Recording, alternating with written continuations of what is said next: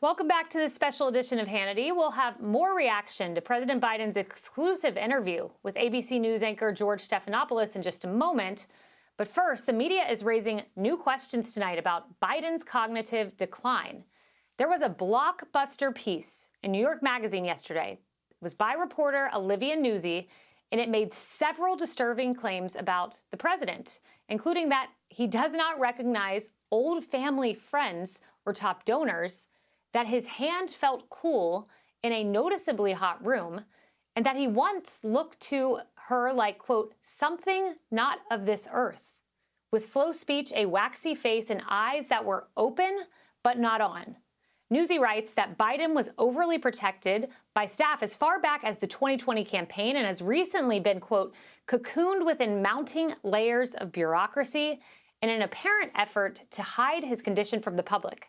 Here with their analysis are Texas Congressman Ronny Jackson, the former White House doctor, and Fox News medical contributor Dr. Marc Siegel.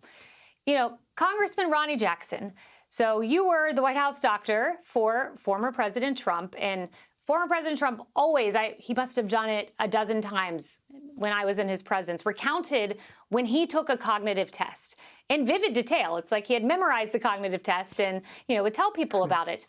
I just was very struck tonight when Biden was asked 4 times, will you take a full neurological test? I have that every day. Will you take a specific test with a specialist? No, they said I'm good. Are you willing to undergo a test? Look, I have a test every day. Will you do it to reassure them? To which he said, watch me. Well, we all watched, and a lot of people think he should take that test. So why won't he? Well, but he won't take it, Kayleigh, because obviously it's going to be a miserable failure. I mean, he would do absolutely horrible on a test of that nature. And he knows it. His team knows it. They've been avoiding it for a long time. I mean, we watch him every day. I think most people in this country have known for a long time that he's cognitively impaired and that he has no business whatsoever being our commander-in-chief and being in charge. But this recent debate was on such a grand scale. The one thing it did was it took the people that have been protecting him for the longest time, which is the mainstream media and the liberal left. It made it to where they can no longer defend him. But, to your point about this article, this is a huge cover up at this particular point, and we need to get to the bottom of this. As a member of Congress, when I get back, I'm gonna start pushing for us to have some congressional oversight here. We need to have a hearing. We need to get people in. We need to get Dr. Kevin O'Connor in. Like, I'll ask you, Kayleigh, why have not we heard from this man the entire time that he's been president? Yes. We have not had this person who's the president's physician stand up at the podium before the press and answer questions. When I was President Trump's physician, as you remember, I stood up at the podium for well over an hour when I had everybody and their dog coming after me, asking me the most ridiculous questions. I answered every single question they had objective data there at my side to go over. It was completely transparent. I had people like the great Sanjay Gupta, right? That was standing there trying to tear me down. Suddenly today, he's out advocating for cognitive tests. Where has he been for 3.5 years? Where has CNN and the New York Times and the Washington Post and MSNBC and all these other networks, where have they been? This is a national security issue. I have been saying it since 2020. In February 2020, I started talking about this, and I initially got criticized and called out by President Obama over it. And I've been criticized over and over for saying this, and now the whole world is seeing it, and there's just no way around it. So yes, he needs to take a cognitive test, although some people might make the argument it's too late for that now. We all know he's got a problem, and I don't know if a cognitive test would change anybody's opinion at this particular point. Well, you teed me up perfectly by mentioning the hostility of Sanjay Gupta of CNN toward you, because, oh, wait, he had this to say. Newsflash, let's play it. I think a lot of the things that people saw at that debate weren't necessarily new, but they were sustained, and I think more pronounced than what we had seen in the past. Now, if you take a look, slow response time, I think we saw that, sort of in a sustained fashion.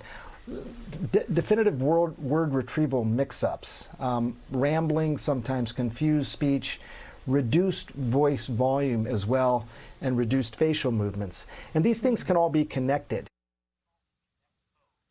I mean, Dr. Siegel, that's the CNN doctor calling for this.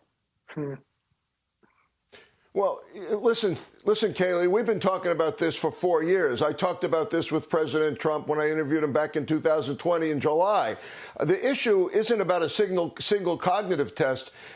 As Ronny Jackson just said, Congressman Dr. Jackson just said, there's a big cover-up going on here. And a cognitive test may not be the answer at this point because he's failed so many real-life cognitive tests. And by the way, you know what happens in a situation like this? The patient is the last to admit it. It's not surprising that he says, I'm fine, I don't need a test. My doctors say I'm fine. Well, where are those doctors hiding behind this?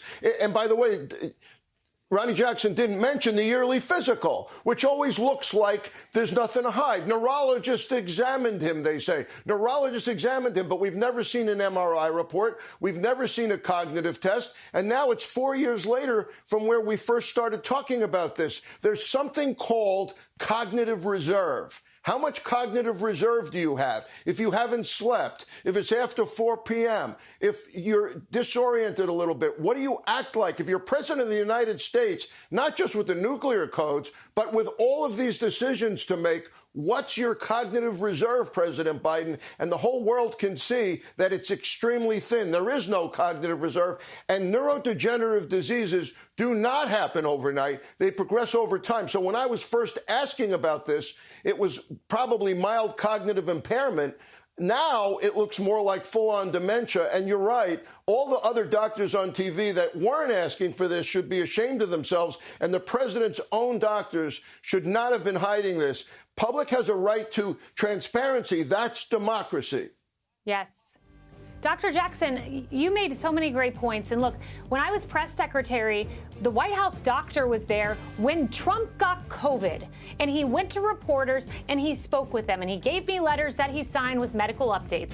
Something has been hidden. I only have a few moments here, but I was thrilled to hear you mention congressional oversight. Should there be a select committee into this president's mental acuity? Because there are soldiers who are deployed abroad, and we don't know if they're being protected with this level of mental acuity. There absolutely should be at this particular point, Kayleigh, because we have someone who's in the office that's not making the decisions. And if you look at the disastrous, results of this presidency with our economy and the border and the wars overseas and everything else, we need answers on how this happened.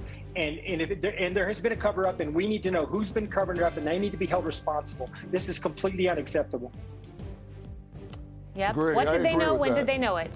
Thank you both. Hey, Sean Hannity here. Hey, click here to subscribe to Fox News YouTube page and catch our hottest interviews and most compelling analysis. You will not get it anywhere else.